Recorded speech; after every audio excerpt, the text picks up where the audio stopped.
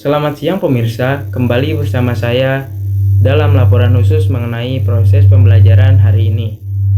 Dari ruang kelas hingga layar digital, perjalanan belajar yang berlangsung penuh dinamika dan tantangan patut kita cermati bersama. Hari ini, topik utama yang menjadi sorotan adalah bagaimana menjadi seorang reporter. Nah teman-teman, menjadi seorang reporter itu sudah pasti makanan sehari-harinya adalah berita atau tentang mencari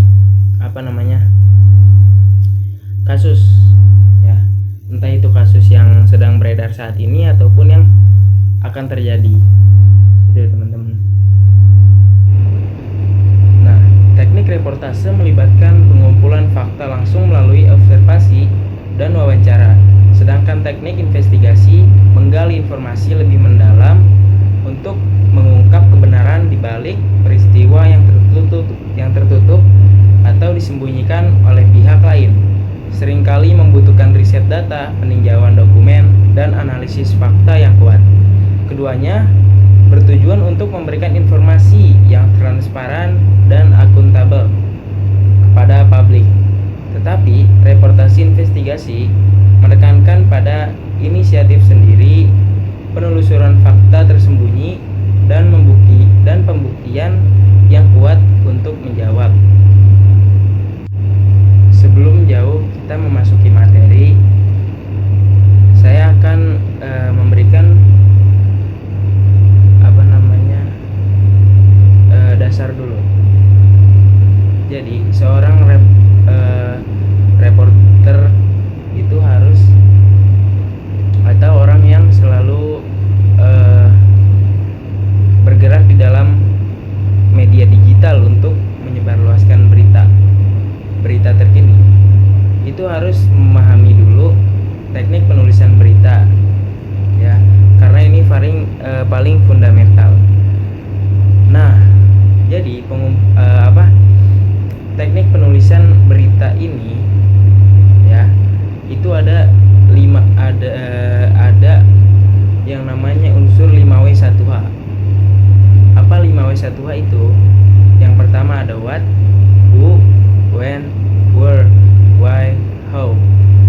Nah, jika kita sudah memahami teknik penulisan berita, maka kita akan mudah untuk mencari atau mencapai tujuan yang kita cari di dalam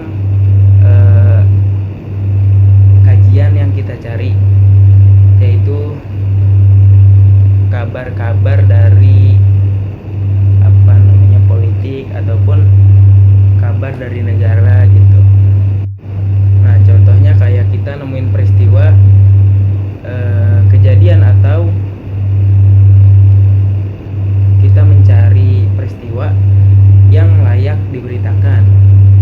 Terus yang kedua, kita harus mencari temukan sumber informasi yang terpercaya seperti saksi mata ataupun narasumber atau dokumen-dokumennya.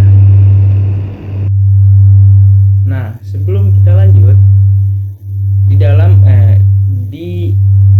kericuhan negara ini, ya, saya ingin bercerita sedikit tentang proses pembelajaran kemarin.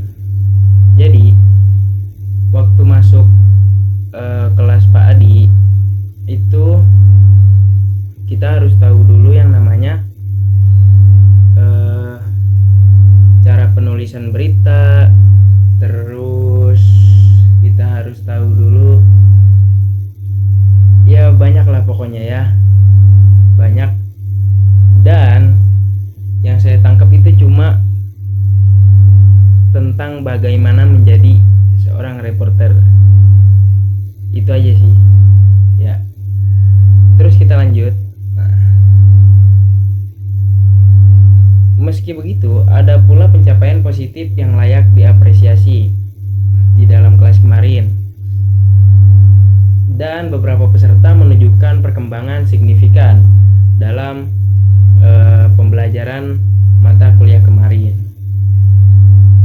Dari pantauan langsung dapat disimpulkan bahwa proses belajar hari ini tidak hanya menambah wawasan tetapi juga melatih keberanian untuk menyampaikan pendapat.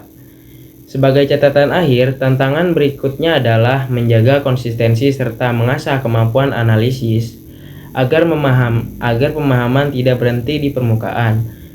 Demikian laporan pembelajaran hari ini. Kembali ke ruang refleksi pribadi, saya merasa pengalaman ini memperkuat kesadaran bahwa belajar bukan sekedar menerima informasi, tetapi juga melatih kepekaan, keberanian, dan ketekunan.